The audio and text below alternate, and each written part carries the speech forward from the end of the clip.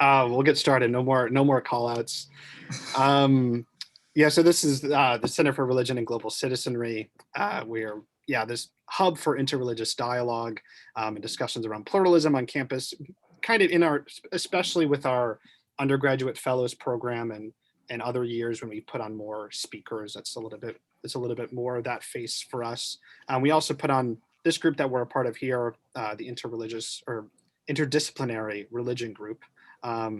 Emphasis on interdisciplinary, that welcoming people from across the university with research interests in religion, postdocs, graduate students, young faculty, as well as community members, people who are sort of interested in intellectual academic conversation, hosting people who are working here at the university. Today, Brandon Bloch, who's going to be presenting on a manuscript of a book that he's working on. So in the past, we've had journal articles. I think, Adam, we had your book in February. So it's been a good year. I mean, we had one meeting online last February, or in person, excuse me, before we were online. And so I was just talking to Brandon a little bit, reflecting on the year and how it's like, we've hit a bit of a stride doing things on Zoom, and not really sure what next year is going to be looking like. We'll probably be in person, maybe with some online component. We'd love at some point in the summer, I think, for people that are invested in this group, as many of you are, getting your feedback about what worked this year, what you'd be interested in and up for next year. I think, I'm not sure what the schedule will be. It's like a little ways off, but something to be thinking about. I'll be thinking about, Ulrich will be thinking about, and we'll be in communication with you as well, or closer to next year. Last year we also did a reading group. I think we might do something along these lines for this summer. So if that's of interest to you, I mean, you could have a hand in choosing what we read. I literally was just thinking about that this week, so don't have really robust plans for that, but something to keep an eye on. All right, that's enough for kind of institutional introduction. And I'll just say this is our last meeting for this semester, is why I'm sort of prefacing and teasing what's to come in the following months. But I'll hand it over to Ulrich to introduce Brandon. Okay, thank you. Well, I'm happy to welcome Brandon Bloch, Assistant Professor of History here at our Department for Modern European History and especially German history, and if I may add, also the latest board member, the latest acquisition we made, the latest board member at the CRGC, though we didn't really we didn't do much with our board this year. The pandemic just made everything crazy. It changed everything. So Brandon earned his BA at UPenn in 2011, his PhD at Harvard 2018. The talk today was originally titled Reinventing Protestant Germany, Religion, Nation, and Democracy After Nazism, which is also the subject of his dissertation. Now he narrowed it down a little bit to the school system. At least that's what the subtitle now indicates. So Reinventing Protestant Germany, and then the subtitle is Church, State, and School After Nazism.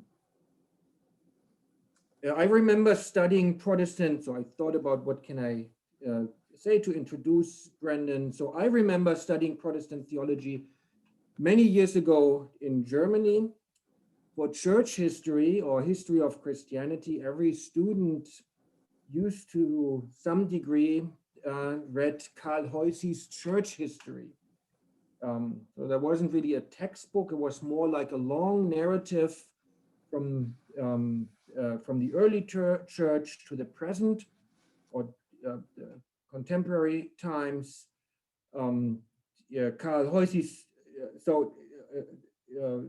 from the early church to the present, and with the exception, I remember, with the exception of the Protestant Reformation, and of course the early church history for Heusi was a history of decline. until we hit the post World War II periods. There he all of a sudden, so once we arrived in the 1950s and 60s, all of a sudden Heusi talked about the founding of Protestant academies in Germany, cultural change, and tells us that the churches on Sundays were all of a sudden filled, the pews were filled, and some change, some big transformation had happened.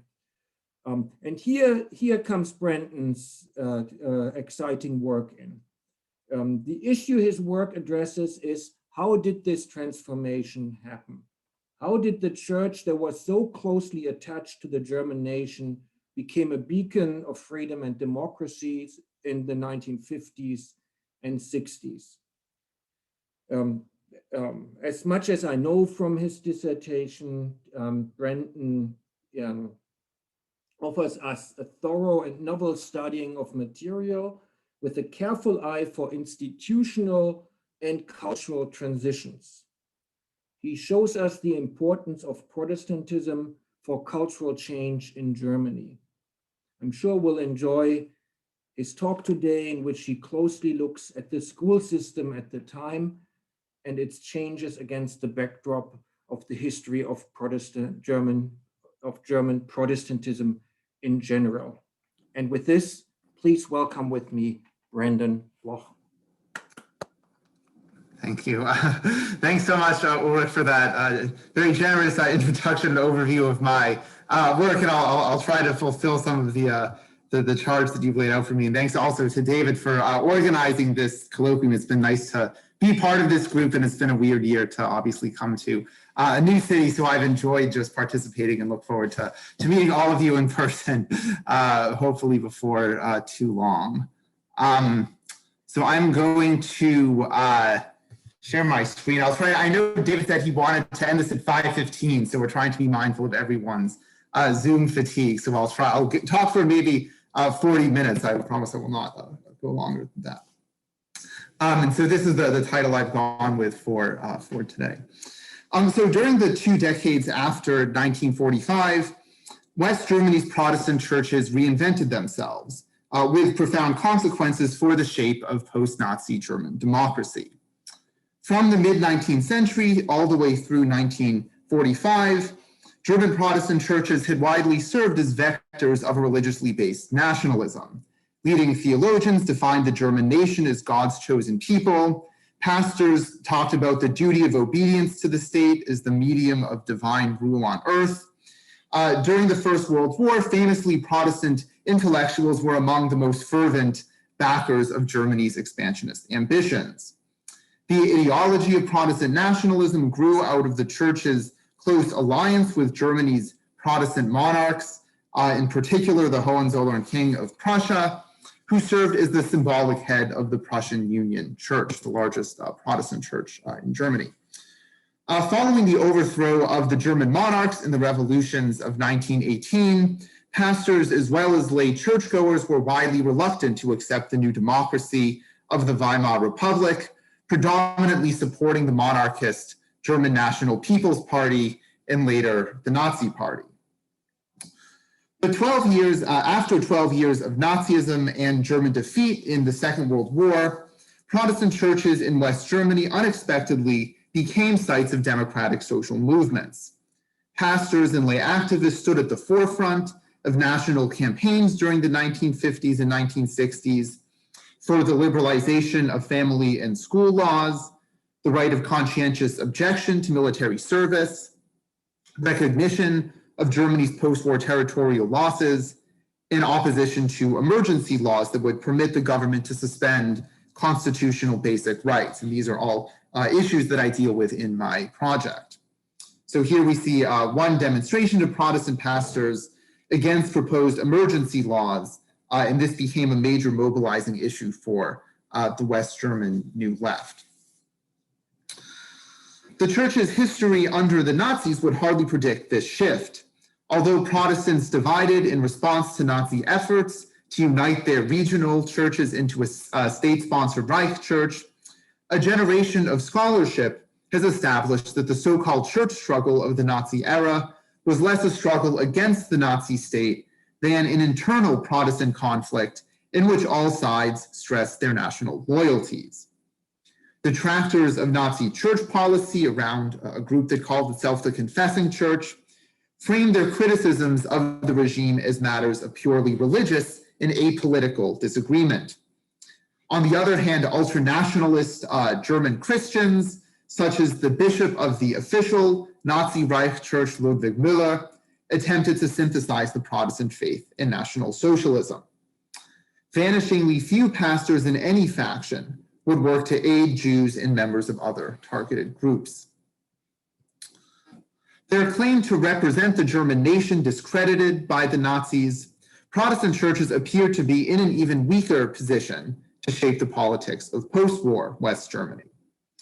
A comparison to the confessional demographics of 1890 shows that while Germany's predominantly Catholic West and South became incorporated into the post-1945 West German state, the Protestant regions of the Northeast became part of communist East Germany or fell under non-German sovereignty. Of course, there was additional kind of confessional mixing as well after 1945 with the large-scale expulsions from Eastern Germany. But nevertheless, whereas Protestants made up about 2/3 of the pre-1945 German Reich, they comprised only about half of post-war West Germans. So this was a stunning decline in demographic and political predominance, especially considering, and I can talk about this more in the Q&A, that the Protestant sort of milieu in Germany had long been kind of less coherent than their Catholic counterpart. So the newly formed Christian Democratic Union, or CDU, West Germany's leading political party, sought to attract both Catholics and Protestants. But like Christian democratic parties elsewhere in post-war Europe, the CDU grew primarily out of Catholic political networks, and the Catholic Rhineland formed the core of its voter base. But still, I would argue Protestants turned a position of apparent political decline into one of increasing strength. So the explanation that I put forth in the project hinges on a cohort of church leaders, pastors, and lay intellectuals born between approximately 1890 and 1910, whose formative years coincided with the collapse of the Weimar Republic and the establishment of the Nazi regime. Among many others that I discuss in the books, these would include the theologians Helmut Goldberg and Hans-Joachim Ewand, the jurists Adolf Arndt and Ludwig Reiser, and politicians Elisabeth Schwarzhaupt and Gustav Heinemann. While the early biographies of these figures were marked in various ways, oftentimes by compromise and complicity with Nazism, these individuals would also contribute toward the expansion of West Germany's constitutional rights and emergence of democratic social movements after 1945. Yet underlying this apparent about-face, I argue, were also significant continuities. Post-war Protestant intellectuals would reinterpret the history and theology of their church to defend a particular vision of democracy, one that organized around a discourse of Protestant values. In doing so, they renewed an older claim to articulate the moral and spiritual foundations of German politics. Central to Protestant visions of democracy, moreover, especially in the early post-war decades, was a distortive account of the church's history under Nazism. Rather than confronting an ambiguous past, post-war Protestants frequently upheld an ostensible legacy of anti-Nazi resistance as a basis for asserting an expansive public role. And I think this transformation would also shed some light on West Germany's post-war reconstruction more broadly, helping to account for institutional democratization at the same time that apologetic accounts of the Nazi past continue to dominate culture and ideology. So the book manuscript makes this argument by tracing the trajectory of this Weimar generation of Protestant intellectuals through a series of critical junctures at which the relationship between religion and politics became an acute question of public debate. It opens with the collapse of the Republic in the late 1920s and early 1930s, and concluding with an epilogue on the second post-war Protestant generation that rose to positions of church leadership in the 1970s. So I'm happy to address other portions of the project during the question period, but in my remaining time, I'm going to draw on material from my chapter on the Protestant role in the reformulation of family and education law during the 1950s, both of which were central domains for reimagining a post-Nazi democracy. So after the first section on the transformation of Protestant legal thinking from the Weimar Republic to post-war West Germany, whose importance I'll come to in a moment, I'm going to turn to my main case. And this involves, as Ulrich mentioned, the sort of controversy over the shape of post-war religious education and the school system.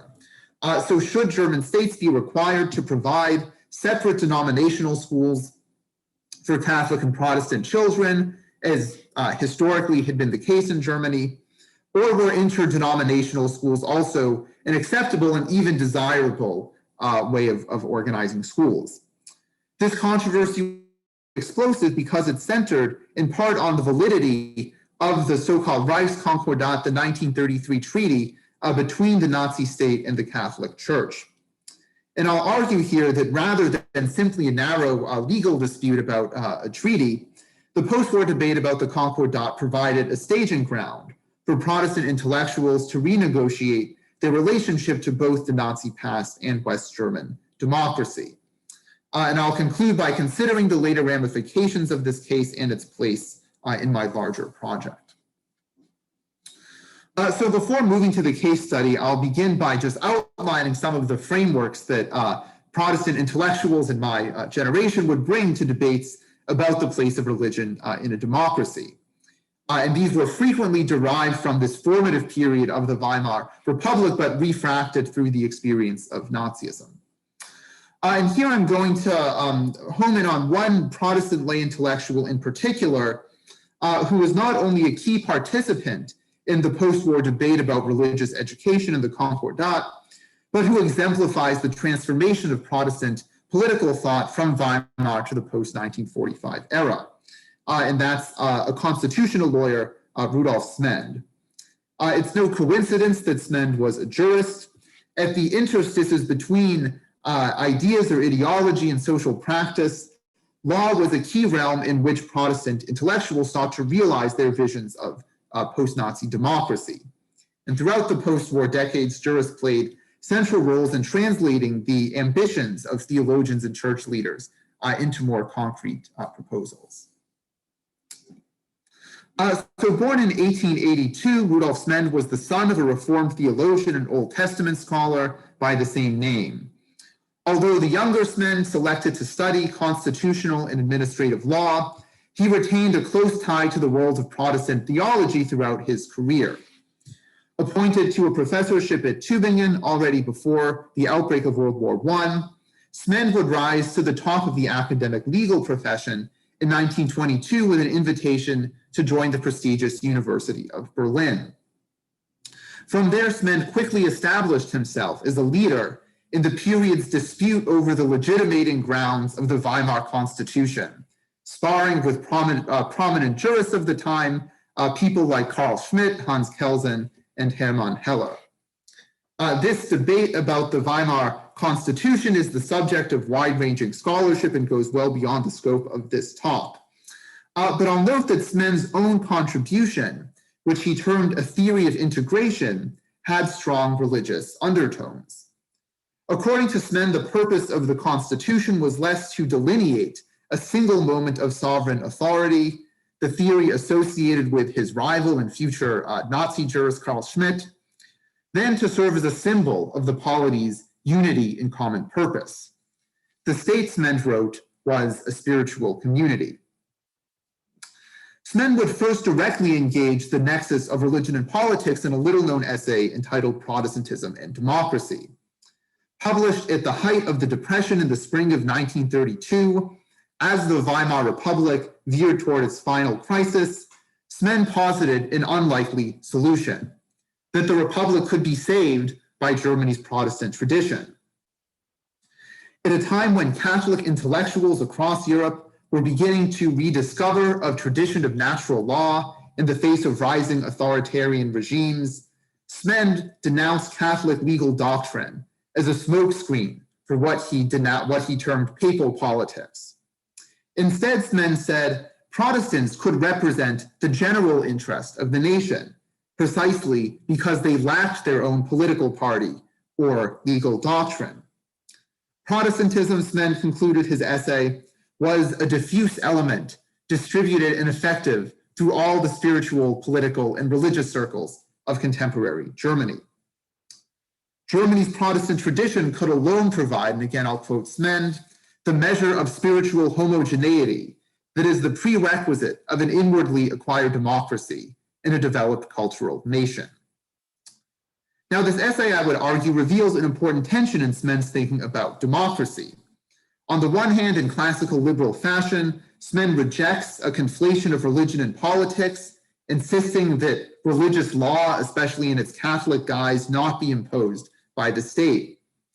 But on the other hand, he assumes that a democratic culture itself requires a spiritual homogeneity, not unlike the fascist alternatives to liberal democracy erupting across Europe. It's worth noting that Smend, like many conservative Protestants at the time, was a supporter of the German National People's Party that in 1933 would form an alliance with the Nazis. Of course, Smend's proposals for saving the Republic did not come to fruition, and he adopted an ambivalent posture toward the new regime. Unlike Carl Schmitt and other prominent contemporaries, Smend did not join the Nazi Party. In 1935, he was forced to move to Göttingen to be replaced at Berlin by the 31-year-old Nazi ideologue and SS jurist Reinhard Höhn. Still, Smend's record under Nazism was hardly unblemished. He joined the League of National Socialist German Jurists in 1934, and in his personal papers, I found an invitation from Schmitt inviting Smend to a notorious 1936 conference on the corruption of German legal science by Jewish scholars. By the early 1940s, Smend had become a classic inner exile, publishing little, attempting to stay clear of the authorities and wait out the war in obscurity. In 1945, this strategy proved successful. While Nazi jurists like Schmitt or Reinhard Höhn were permanently banned from teaching following Allied denazification proceedings, Smend benefited from his political reliability, or what the Allies presumed to be his political reliability. He was appointed the first post-war rector at the University of Göttingen, and shortly thereafter to the Executive Council of the newly formed Protestant Church of Germany. In the 2 decades following the creation of the West German state in 1949, up until his retirement at age 87, Smend would direct a seminar on public law that trained state's leading politicians, judges, and political scientists, thereby exercising, as we'll see in the case study, a significant influence on the state's development. Most notably, whereas religion had been a relatively minor theme in Smend's writings of the Weimar Republic, the relationship between religion and politics featured centrally in his work after 1945 as he became more active in church politics. So I want to turn now to a second essay, Smend, published in 1951 in the first issue of a new journal that he co-founded on Protestant church law, which quickly became the classic legal text on this subject. So the essay entitled State and Church According to the Bonn Basic Law is notable for how it both sustains and revises Smend's Weimar-era theories in light of the experience of Nazism. The Basic Law here just refers to the 1949 Constitution of West Germany. So whereas Smend's earlier essay invoked Protestantism as what he termed a diffuse element that created a common spiritual foundation for politics, he now placed greater emphasis on the role of the institutional churches. Although the Basic Law's articles on religion were adopted verbatim from the Weimar Constitution, Smend contended, these provisions no longer reflected a liberal separation of church and state. Instead, what he termed the public claim of the Protestant churches took on a new meaning in light of the struggle of the confessing church against National Socialism. By asserting the universal claim of the kingdom of Christ, there I'm quoting Smend, against the demands of the total state, the confessing church had defined the limits of state authority. In the Bonn Republic, therefore, conflicts between state and church would be resolved not by political fiat, but through what's men called a responsible, practical foundation of discussion, essentially making the church a partner of the state. The entire narrative of Protestant resistance that underlays men's new argument about church-state relations was patently inflated. Smend the early enthusiasm of many confessing church pastors for Nazism, the organization's willingness to contribute soldiers and military chaplains to the Nazi war effort, and its silence in the face of the destruction of European Jewry. But the resistance story served a useful purpose for Smend, as it did for so many German Protestant intellectuals in the first generation after 1945. Smend sought to establish the church as a privileged voice in politics. In his essay retained a marked confessional bias.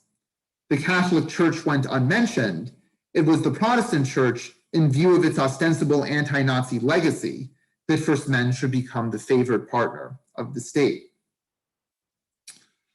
So having established now the evolution of one important Protestant intellectual from Weimar to post-war West Germany, I want to turn to how Smend and his circle sought to implement these ideas in practice. And as I mentioned, I'll do this by focusing on the question of religious education, and in particular, this post-war debate about the validity of the 1933 Concordat between the Nazi state and the Catholic Church. Understanding why the post-war controversy over religious education proved so bitter and also so formative requires a bit of historical background. Unlike France or the US, churches played a central role in the German educational system well into the 20th century. At the time the Nazis came to power, most public schools in Germany were still categorized as either Protestant or Catholic denominational schools. Teachers were to be members of that denomination, and subjects were taught, at least in principle, around that denomination's tenets. Although the Constitution of the Weimar Republic had envisioned the interdenominational community school, or the Simultanschule in German, is the standard school type, no national school law could pass through the Republic's fractious parliament. Catholic clergy and laity widely viewed the Catholic denominational school as an important institution for preserving the Catholic milieu from the encroachments of the German state. Shortly after the Nazis came to power, the Vatican's chief diplomat, Eugenio Pacelli, later the controversial Pope Pius XII, negotiated a concordat, or a treaty with the new regime, which he signed in 1933 alongside the German Vice Chancellor, Franz von Papen. And as our colleague Juliana Tremidi shows, the concordat actually belongs to this longer story of Vatican diplomacy in interwar Europe, where the Vatican uses these concordats oftentimes with authoritarian states as a means of enhancing its own standing and securing Catholic privileges in interwar Europe. But for our purposes here, what's crucial is that one of the key terms of the Concordat guaranteed the preservation of the Catholic denominational schools in Nazi Germany in exchange for a ban on clerical political activity and the dissolution of the Catholic Center Party. Of course, the Nazis did not uphold their end of the bargain. By 1935, the regime launched a campaign for the so-called German interdenominational school and barred clergy from offering religious instruction. Nazi policy and then the post-war expulsions that brought millions of Protestant refugees into Catholic regions of West Germany would lead to a far greater confessional mixing in German schools than had previously existed. Nevertheless, post-war Catholic church leaders sought to reestablish the Catholic denominational school, and to do so invoked the terms of the 1933 Concordat. They claimed that the Concordat remained a valid treaty in international law, since the West German state had acknowledged itself as the legal successor to the pre-1945 German Reich. Recent scholarship has examined the significance of the Concordat debate for post-war German Catholics. I'd like to suggest that the dispute proved equally central for efforts by Protestant intellectuals to renegotiate their relationship to the Nazi past and post-war constitutional democracy. And in particular, Protestant interlocutors would apply here ideas about church-state relations set out by Rudolf Smend.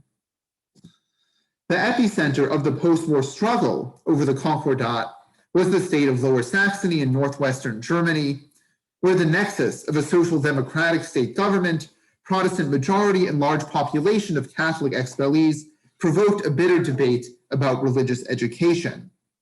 And I should note the Basic Law made education an issue of state policy, so these controversies over the Concordat and religious schools tended to play out at the state level, though also with national implications.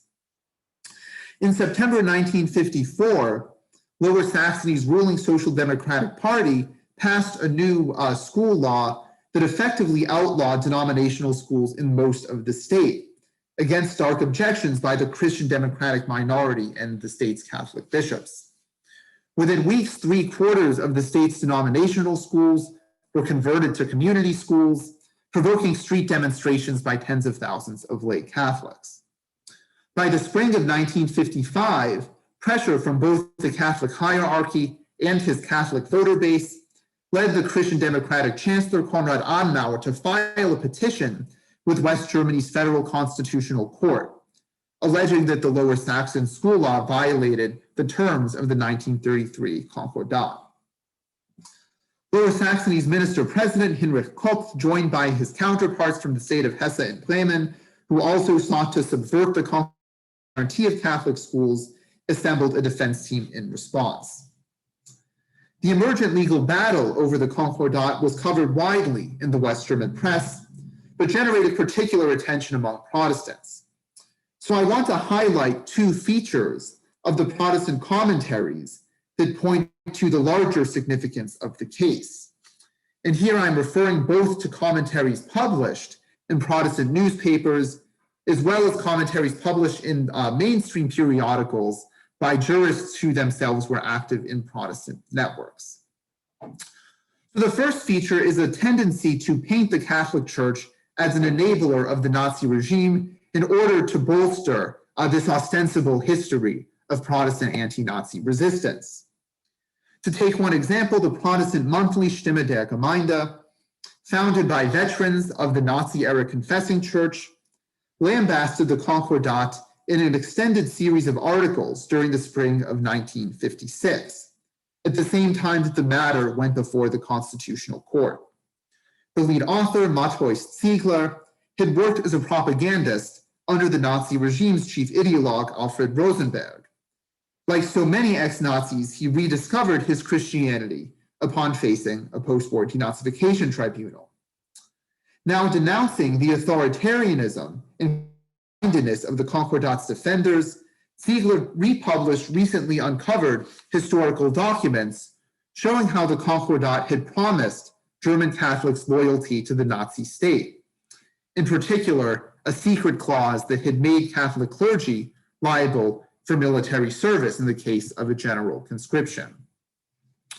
Referring to the seat of the Constitutional Court, Ziegler cried, "Who in Karlsruhe will be the spokesperson for the dismay and deep concern of the Protestant Church about a treaty that places the motherland of the Reformation behind its back under the authority of canon law?" So here we see classic tropes of Protestant anti-Catholicism grafted onto narratives of the Church's ostensibly divergent histories under Nazism. Older conceptions of Germany as the motherland of the Reformation became a means of displacing the recent past. And we also see affinities with Smend's idea, or Smend's sort of critique of the possibility of natural law, Catholic natural law coming to replace this German constitutional law. A second and related feature of Protestant commentaries was the claim that the Concordat in Catholic denominational schools more generally did not accord with the values of the new West German state. And this claim was advanced especially by jurists in the circle around Smend, in church commissions, and in published articles built on Smend's argument that churches contributed to democracy not by making laws, but by articulating the shared values of public life. Smend himself entered the debate with an article in the flagship publication of the West German legal profession that quickly aroused the ire of Catholic jurists. Smend conceded that post-war West Germany, as the legal successor to the Nazi state, remained a partner to the Concordat. But Smend went on to assert that West Germany did not owe loyalty to provisions of the Concordat, including the guarantee of Catholic schools, that came into conflict with the values of the Basic Law. Given that schools had played an important role in West Germany's democratic reconstruction, Smend wrote, it was questionable whether education policy could, and I'll quote Smend, bear a restriction stemming from the authoritarian past. So essentially equating the Concordat with this authoritarian past that did not accord with the values of the new post-war statement's Basic Law. It would be easy to read Protestant attacks on the Concordat as cynical attempts to whitewash the far more ambiguous history of Protestant complicity and collaboration under Nazism, and they were indeed that. But these attacks also represented early attempts by Protestant intellectuals to articulate new commitments to democracy and the Basic Law, now identified as the outgrowths of Protestant tradition. And I think this kind of negotiation also is representative of how a wide swath of post-war West German intellectuals tried to deal with a compromised past. Protestant commentaries in both the mainstream press as well as Protestant journals would filter up to the Constitutional Court itself. In hearings that took place over 5 days in June of 1956, lawyers representing the state governments of Lower Saxony, Hesse, and Bremen echoed claims against the Concordat introduced in the Protestant press. In particular, the state government representing the lead attorney representing the state government of Hesse, the Social Democratic parliamentarian Adolf Arndt, dominated the proceedings with arguments that drew heavily on Rudolf Smend's ideas. Arndt was perhaps an unlikely figure to represent Germany's Protestant intellectual milieu before the Constitutional Court.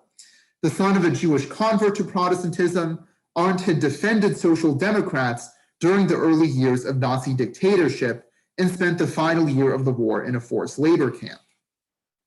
Yet after 1945, Arndt became active in the newly founded Protestant academies alongside veterans of Hitler's army and ex-Nazi church officials. The homogenizing myth of Protestant resistance formed his admission to the post-war public sphere. At the Constitutional Court, Arndt's arguments against the school articles of the Concordat centered on the fundamental nature of the post-1945 constitutional change. Rudolf Smend's critique of the Concordat, Arndt insisted, reflected not the arbitrary suppression of the Catholic Church by the state, but rather the momentous transformation of the West German state's value order. Arndt's argument, though, was hardly confessionally neutral. In his concluding address to the court, Arndt defended the interdenominational community school that reconciled the reality of religious pluralism with the foundational values of the Bonn Republic. As he put it, reverence, altruism, respect, tolerance, uprightness, and truthfulness. Arndt referred here to the interdenominational schools in the state of Hesse, which he was representing. But he made clear in his argument to the court that he meant this also to apply to West Germany more generally. Against the backdrop of longstanding confessional polemics that Arndt was also a part of, his list of virtues invoked a rhetoric of cultural Protestantism as a normative foundation for West German democracy. The Constitutional Court's Second Senate issued its decision on the case in March of 1957, splitting 5-4 along confessional lines. The majority sided with Rudolf Smend's position, which had been represented by Arndt in the oral debate. On the one hand, the Constitutional Court recognized, again, the ongoing validity of the Concordat based on the legal continuity of post-war West Germany with the Nazi regime. But on the other hand, it concluded that the provisions mandating Catholic denominational schools were non-binding on the German states, effectively upholding the contested school law in Lower Saxony. Without digging too deep into the legal technicalities behind the majority's reasoning, I want to highlight one key point in the decision. While ruling that Catholics lacked a constitutional right to denominational schools, the court still upheld the right of the German states to define public schools as Christian institutions. So the Lower Saxony school law that had been contested by Catholic bishops for being too harsh on religion and not allowing Catholics to establish their denominational schools, that law itself stated schools have the task of educating the students entrusted to them on the foundation of Christianity, Western culture, and German educational heritage to become independent and responsible citizens of a democratic social state. And the majority found no reason to contest the law's strong link between Christianity and democracy. Religious freedom, the Constitutional Court determined, was not so expansive as to accommodate the grounding of constitutional rights in Catholic natural law, but not so narrow as to relegate religion to the private sphere. Although the court could not explicitly favor one confession over the other, the affinity of its decision with Protestant arguments against the Concordat was not lost on contemporary commentators. The newsletter of the Protestant Church's Institute for Confessional Research, an organization ostensibly responsible for ecumenical outreach to other Christian confessions, pronounced a victory against what it termed the theocratic claim of the Roman Church. On the other hand, the representative of the Catholic bishops to the Bonn government denounced the decision in a statement to the Catholic News Agency. The Vatican's ambassador to Germany threatened to expose the court's dissenting opinion that he had covertly obtained in the Catholic press. So why did the court ultimately rule on the side of Protestant jurists like Smend and Arndt? One can certainly point to confessional affinities. For instance, Gerhard Leipolz, one of the judges on the majority, was the brother-in-law of the Protestant resistance hero Dietrich Bonhoeffer and maintained close ties to Protestant ecumenical networks. But I would also argue that Rudolf Smend's defense of a constitutional jurisprudence based on pre-political values served an important legitimating function for a court still seeking to gain its footing in a new political system. West Germany's Federal Constitutional Court, after all, was the first court in a German democracy with the power of judicial review. In order to overturn government legislation, or in this case, to partially invalidate an international treaty to which the federal government was a party, the court had to be able to invoke some higher source of law or legitimacy. Explicit appeals to religion were out of bounds in a state that formally guaranteed equal rights and protection for all citizens. Smend's idea of a jurisprudence based on values was a way of squaring the circle, bringing in Christianity through the back door while identifying the values underlying legal decisions is imminent to the basic law. In this slippage between Protestant values and the values of German citizenship more generally was a central feature in the post-war reinvention of Protestantism as a bedrock of democracy. And I think we can see this slippage in other legal cases and political movements that I examine in the project as well. So to conclude, the legacies of the Reichskonkordat case would extend beyond the early post-war decades. Later legal decisions at both the regional and national levels affirmed that German states retained the prerogative to define public schools as Christian community schools without offering either denominational or secular alternatives. In 1979, 17 years after the US Supreme Court issued its first decision outlawing prayer in public schools, West Germany's Federal Constitutional Court upheld school prayer in interdenominational schools so long as students were accorded a reasonable chance to opt out. Relying on the Reichskonkordat decision from 1956, the court affirmed that German states had broad latitude to determine schools' quote, ideological religious character. And even in more recent and widely publicized cases on the Islamic headscarf that erupted throughout Western Europe in the 1990s and 2000s, a bit removed from the scope of my project, but interesting still to consider in the context of these debates. German courts have continued to draw on a similar line of reasoning and to cite those earlier constitutional court decisions. The federal constitutional court's first landmark ruling on this issue came in 2003 on the case of Feresh Taludin, a 31-year-old Afghan-born German citizen who had been denied a position as a public school teacher in Baden-Württemberg after passing her teacher training exams because she wore a hijab. While noting that no state law in Baden-Württemberg prohibited public employees from wearing religious dress, the court also upheld a clause in the state constitution, stating that children will be raised on the basis of Christian and Western educational and cultural values, another post-war legacy. Several months later, the state parliament in Baden-Württemberg passed legislation banning Muslim teachers from wearing the headscarf in class, while explicitly allowing teachers to display, quote, Judeo-Christian symbols in clothing. While it's not possible here to delve into this case's full range of implications on issues of gender nationalism and xenophobia, I would note that it offers an example of how a model of legal thinking, with its origins in post-war Protestant circles, continue to privilege Christianity in later debates about the presence of religion in the public sphere. So I'll conclude then by underscoring that the debate about the Reichskonkordat and its outcome offers one example of the reinvention of Protestant Germany. Against the background of Cold War division and a compromised Nazi past, pastors and lay intellectuals in the first generation after 1945 redefined their church as a contributor to an inclusive democratic public sphere. But in doing so, they also continue to privilege Protestantism as a very source of shared democratic values, values supposedly proven by Protestant actions under the Third Reich and then incorporated into the post-war German constitution and political system.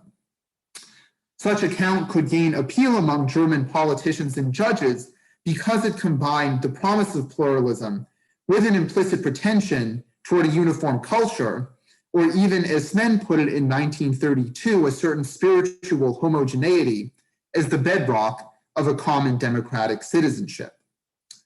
So thanks so much. I think I'm right at 40 minutes as I promised, and I'm looking forward to your questions and feedback. I'll stop sharing my screen.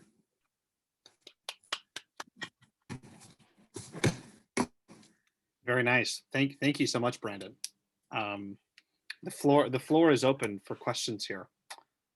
Just looking at the time, it is 4:50, so I think we have a good 25 minutes. Carl, if you want to jump in.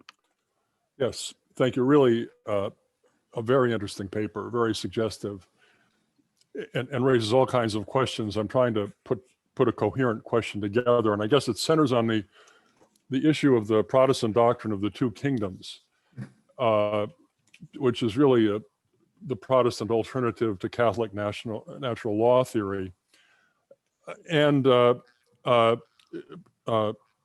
several subpoints. I think Barman, you're right. I mean, there's no resistance, but the Barman Declaration Confessing Church tried to restate the two kingdoms doctrine to make the legally established Reich Church separate otherwise from the government. Now that's unresolved. And the period you're talking about is the Cold War. And you've got Karl Barth in Switzerland trying to defend the independence of the church generally against this whole Cold War context. And in addition, you have an established Protestant church in the GDR, which I'm assuming has some influence somewhere. So I guess maybe to make a particular question, what about Smend and the doctrine of the two kingdoms within this larger framework of the Cold War? Mm-hmm. Great, yeah, thanks. So maybe I'll answer Carl's question first, and then we can take some more. Yeah, so that's such an important question, and deals with lots of issues that I sort of raise in the in the project. I mean, I think that so that, this sort of basic, classical, two kingdoms idea that, the church has, responsible for, spiritual matters, and the state is responsible for, worldly matters. And, how this is kind of, to some extent challenged, or at least the confessing church kind of, tries to challenge this, or at least kind of blame. Okay, all right, sorry, let me say this a little bit differently. I think after the Cold War, or during the Cold War, right, this idea that the confessing church had been kind of a resistance organization becomes this kind of foundational myth for post-war Protestants. I think embedded within that is this notion that what was sort of at fault for maybe earlier Protestants' kind of excessive adherence to state authority was this thing called the Lutheran Two Kingdoms doctrine, which essentially had made the church aloof from political affairs, right? So that's kind of the argument that people like Smend make. Karl Barth I didn't discuss, but of course an extremely influential theologian, Adolf Arndt, who was one of the jurists that I mentioned that speaks in the Reichskonkordat case, also is reading Barth and in dialogue with Barth in his students. So there's this idea that the old kind of interpretation of the Two Kingdoms doctrine of the church and the state being, having their kind of separate spheres, that was responsible for this kind of old authoritarianism of the Protestant church that now we have to get beyond with our new kind of public claim, right? So one of the things that Barth is doing in his theology is, this idea of the Christian community and the civic community, have to, in some ways interact and inform each other. And Smend is trying to,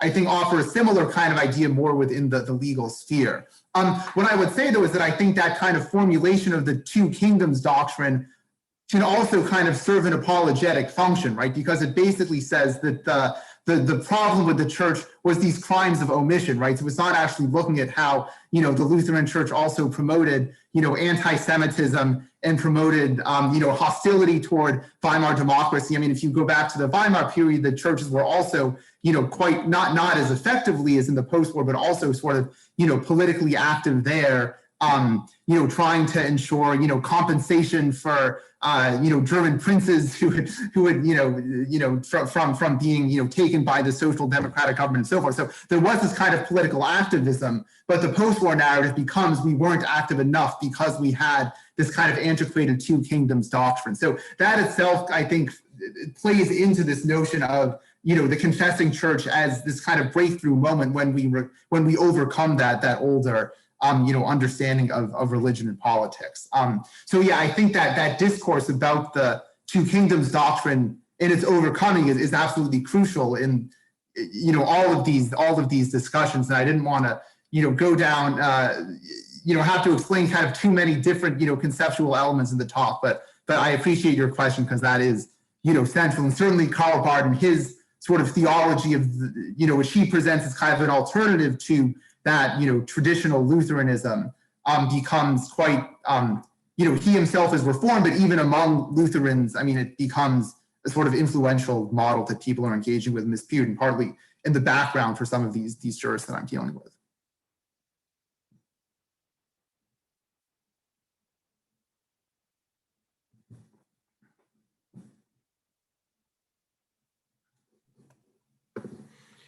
So if I respond to Karl in a different way, you asked about what happened in East Germany. Right, yeah. So the interesting part is that the church in Germany, the kind of the umbrella organization, the IKD, separated or split. And in East Germany, the idea kind of or the term for the big idea for the different approach was church within socialism, Kirche im Sozialismus. The interesting part was that even in the DDR government upheld theological faculties. So they had a number of campaigns to secularize and to leave the church, drop church membership, and then of course they created the Jugendweihe, a different youth ritual and kind of replacing confirmation in the Protestant church, and very much looked at the churches as an ideological competitor. But the churches still were able to run their divinity schools and even separate seminaries that were not under state guidance. So they continued to have their divinity schools in Berlin, in Jena, Halle, Leipzig, and they had church seminaries in Berlin and one in Leipzig and one in Naumburg as separate organizations, very much what the confessing church did on the other side. So in Bethel, Bielefeld, Bethel, and Wuppertal, where they created this separate education so that the state could no longer interfere with theological education and is no longer the church is no longer responsible in some way to the state in these separate educational institutions. So that's the other side. But well, I have two thoughts. First of all, I'm very intrigued that the key jurist we in later years look at to make sense of this church-state relationship in Germany is actually a Catholic jurist. So Eckhard Bockenförde, who created this term that the state lives on a foundation it cannot give itself. So der Staat lebt von Voraussetzungen, die sich selber nicht geben kann. Also, and that's where the church in some way comes in. So that's where we find, so it's a Catholic thinker who brings in, a moral foundation of the state. And that's why the state still needs the churches as their counterparts, as their the ones they're in discussion with. That strikes me very much a cement position, kind of one that insists on discourse. We are part of a wider discourse, whereas cement was Protestant jurists. Now we have this as kind of jurisprudence in Germany in general. 20 years later, or I don't remember when Bockenförde coined this phrase, der Staat lebt von Voraussetzungen, die er sich selber nicht geben kann. So I'm interested in this, how is the transition within the Catholic Church following very soon? And then one interesting piece is in all these kind of negotiations and the Constitutional Court the decision in 57, if you will, appeasement for everyone is that in Germany you have religious education in all public schools. And it's not the state that is responsible for religious education. It's the churches that are responsible. And that's why you don't have confessional schools in Germany anymore. But you have Catholic or Protestant religious education in public schools, which is I think for Americans, a very interesting construction. Yeah, but that's how the churches continue to be influential and intersect with the state in public education. I wonder, Brendan, if you can talk a little bit about what happens later to the Catholic discourse and how that kind of aligns with kind of the tradition we see in Protestantism. Right. Yeah. So I'll try to answer both of those and hopefully leave.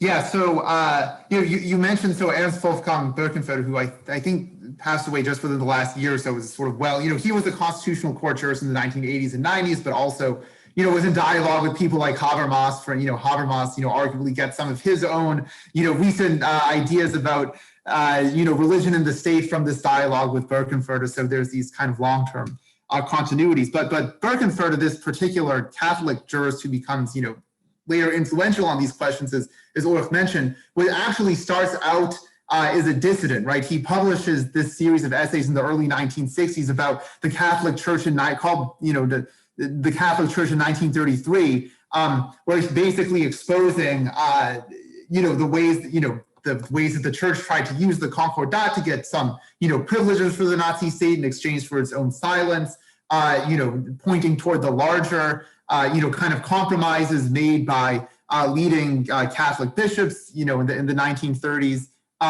And so he was considered a kind of a persona, at least within the sort of elite Catholic intellectual circles, kind of this persona non grata in the 1960s, wrote within these kind of more sort of marginal left-wing Catholic journals precisely because of this kind of critique of the Catholic Church that he was formulating. And actually around that time, he was in dialogue also with some of the Protestant people I look at, like Arndt and Smen. So I think there certainly is this kind of cross-confessional influence for someone, even though Birkenfurter himself is, raised within the Catholic milieu as a kind of dissident, he ironically links up with this, Protestant kind of critique of Catholic authoritarianism, and perhaps not realizing at the time how self-serving that might have been. So I think that that's definitely kind of an interesting confluence there. And certainly after, I'm looking more at the sort of first post-war generation, and certainly by the time you get to the 1960s, especially sort of 1970s, you have both churches increasingly kind of anxious about,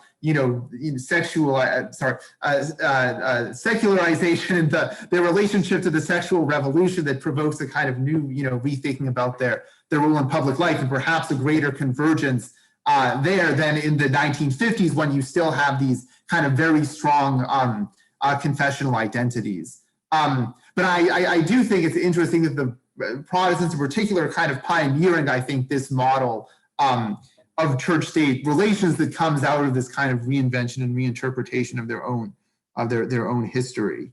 And in terms of, religious education in public schools, I think that's, within the, one of the, ironic things that I think when I was at one of these Protestant Academy archives, the archivist kind of proudly said, well, that there's nothing, the basic law doesn't say anything about math, but it says you have to have, religion taught in public schools, right? It's the only subject that's actually constitutionally mandated, which, of course, comes out of this, the role that the church has played in the early post-war period. But what I think is interesting, especially about the argument that, like, Protestants in these, that the Constitutional Court is making in the 1950s, and that you see even, into the later 20th century, right, is not just that, okay, we have these religion classes that people take, twice a week, but in fact, the whole school in some sense is supposed to be, a Christian school. And that's still a kind, that doesn't contravene the constitutional, requirement of, equal protection for people of all religions, because the state has this capacity to define the underlying values of the school, and that should be, Christianity. So I think the argument actually goes a step beyond just having, what that means in practice, of course, I think is, potentially ambiguous, but at least in theory, the argument goes beyond just having, a religion class twice a week, right? It's the Christian values themselves are the values that schools are supposed to be inculcating in students. And that's really what, the court kind of signs on to in 1957, but also in these school prayer cases and other things in the 70s.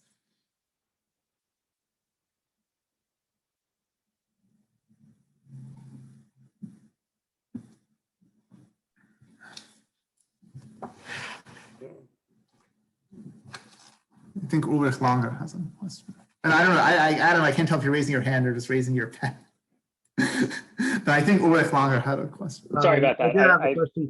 I'm sorry, hesitating between a question, and I think I'm visually displaying that, but I'll yield. Okay. Sorry.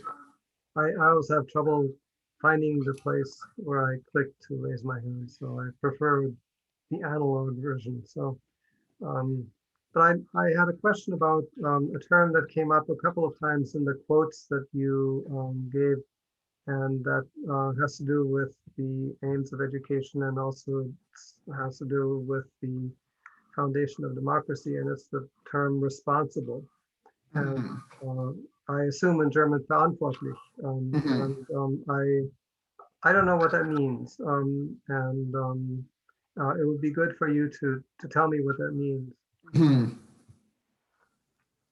Yeah, so thanks for that question. I think that the term, öffentliche Verantwortung, public responsibility, is something that you can see, popping up in a lot of this kind of discourse among Protestant intellectuals, right? The central, and it still exists today, but the main commission established by the Central Protestant Church Federation for engaging these public issues, including the Concordat, but also, I look at questions of conscientious objection and questions of marriage and family law and, other issues surrounding, just other political issues in which the church gets involved. The commission is called the Commission for Public Responsibility.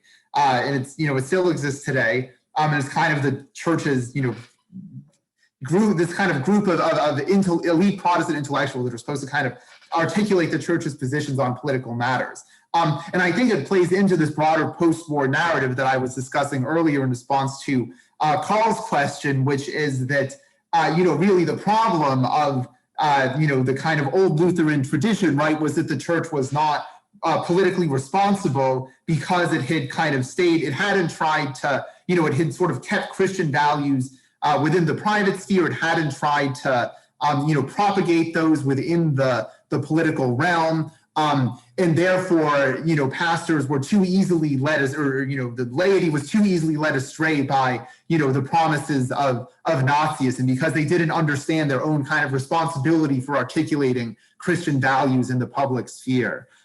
So I think when they're talking about responsibility, right, it is that idea that the church should have, should not be making laws, but should have a very prominent voice for guiding policy and sort of establishing the common norms of the political community in the public sphere, and kind of relating that to this, supposedly, supposed history of silence under the Nazis or under earlier periods of German history. So I think that's, the kind of commission on public responsibility. I mean, there's also another group is like the Kirchentag, which is this, the lay assembly, where there's also this discourse about taking on public responsibility. That's the theme of several of these like Kirchentag conferences in the 50s. So yeah, I think that I'm glad you kind of bring up that term of responsibility, because it's very much kind of present in this discourse.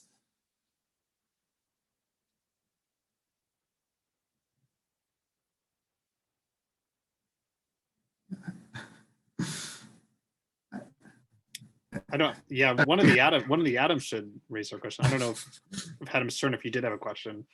No. I'll jump in. Brandon, I loved your paper. I loved the talk. I thought it was really, really interesting. I wanted to hold back because I'm not a historian of Germany. I'm not a historian of religion, but I am a historian of education in the United States. And there are so many ways in which the story you told has broad parallels in the history of education law and religion in American democratic tradition, in the period you're talking about and in earlier periods. So I was super interested in the way you told that story about Protestants in Germany. So my question actually is kind of a broad and somewhat abstract question about how your characters sort of cope with the burden or the weight of history as they try to refashion their idea of the role of religion and education in the democratic state. Insofar as your Protestants and your Catholics are trying to rehabilitate their role and yet not throw the baby out with the baby of religion out with the bathwater in trying to find a place for religion in a new German democracy. So the question I want to ask, and then I'm going to offer just a little parallel with the US, is how well do you think they managed that sort of challenge of rehabilitating history and historical memory when it came to the role of religion in schools? In other words, did religion in schools ever manage to sort of overcome the weight of that past? And specifically around the possibility that religion could take an illiberal turn, an undemocratic turn, a non-pluralistic turn, because they work so hard to make Protestantism, in your example, to be liberal, pluralistic, capable of liberalism, pluralism, and democracy. So I'm just wondering how well you thought they managed to overcome the burden of history that they carried with them.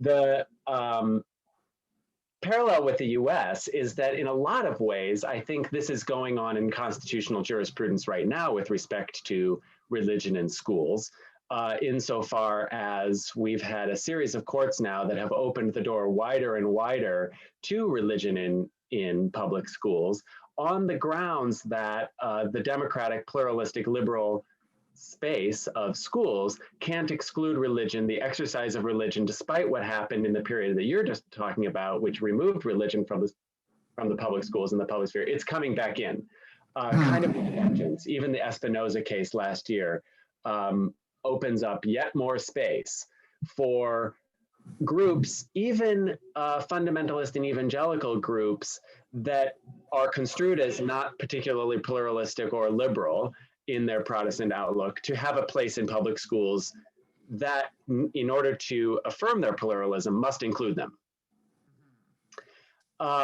So your groups are trying to sort of accomplish the same task in Germany. And I was so interested in the way you told that story. So how well do you think they're able to manage this really, really tricky, maybe even paradoxical task of overcoming that?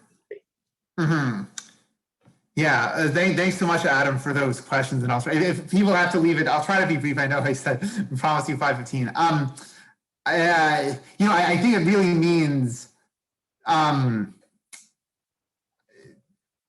suppose, what do you mean by how well, right? Like, I mean, there's a very cynical way of reading. I mean, one thing that consistently struck me is, like, even people that you wouldn't, that were quite, democratic, seeming figures after the war, like, you go back and discover they have these, even someone like Smen, for instance, who has this kind of reputation of this kind of, pluralistic, figure. He's the rector, and he, runs the seminar that trains all of these constitutional court judges. But then you still see all of this, he was still corresponding with, Schmidt, his kind of, ex-Nazi colleague, well into the 1960s, and was participating in these conferences in the 30s on the, the exclusion of Jews from German legal science, right? So in part, there is a certain kind of self-rehabilitation, which in some sense, I would argue, is quite successful. I mean, by, the 1980s is really the first time you see a much more kind of critical discourse about the role of religion during the Nazi regime that comes largely out of foreign scholars, in particular from the United States. To some extent, within Germany, there's a more critical discourse as well, though some of the church leaders try to, prevent some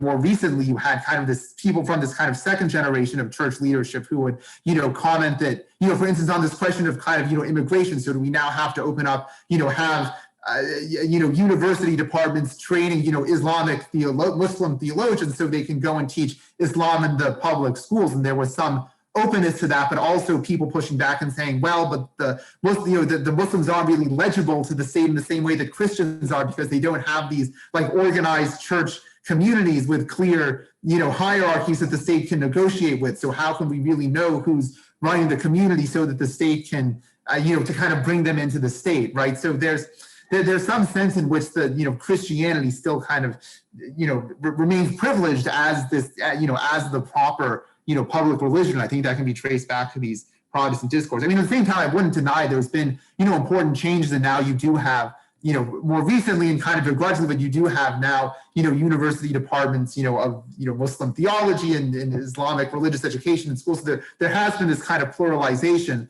but that's really only probably within the last decade or so. So even I would say that kind of second post-war generation, to some extent continue to accept their narratives of their predecessors. So how do they deal with the weight of history? I mean, rather, in self-serving ways in a lot of cases, right? I mean, we can't unfortunately really get to, the inside of our historical actors' heads.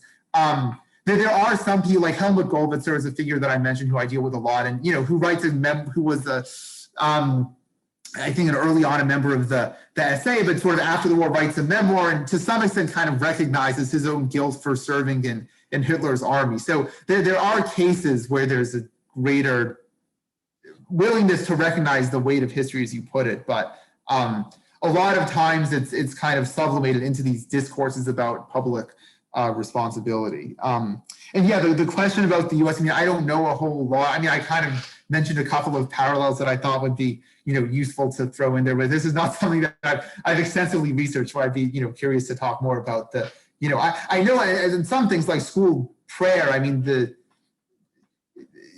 least the earlier sort of post-war jurisprudence took a different direction from Germany, but that I have to talk with you more about that because I don't, yes, I follow these recent cases as we all have in the US. I'm not like totally sure what to make of them right now.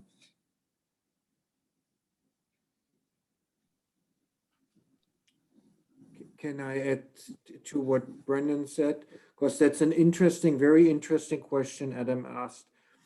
And what complicates things that after 1945, the story was that the confessing church was the resistance in Germany. So they actually survived the Nazis by resisting, which of course is a bogus, or it's a very, it's much more complicated. So we have a new Niemöller biography that, Niemöller. Yeah, by Benjamin Zima. Spent lots of years in the concentration camp in Dachau, but even in the 60s and 70s, there are stories that he kept his anti-Semitism to a certain degree. But what you asked, so because the Protestant church was after 1945 and on the side of the resistance, the whole, facing the past kind of thing was first of all a cultural development in the 1960s, the famous student movement and the 68ers in Germany, and that was across the board. But in the critical dissertations that look at the confessing church and how the church dealt with the Nazi past, that is even later. That's not the cultural discourse in the late 60s and early 70s. But I don't know if you ever heard the name, the Baader-Meinhof fraction or the Red Army. In Germany, so some of them are children of pastors who were involved, but also had to struggle with, I think Gudrun Enslin is a famous case for a daughter of a Protestant pastor.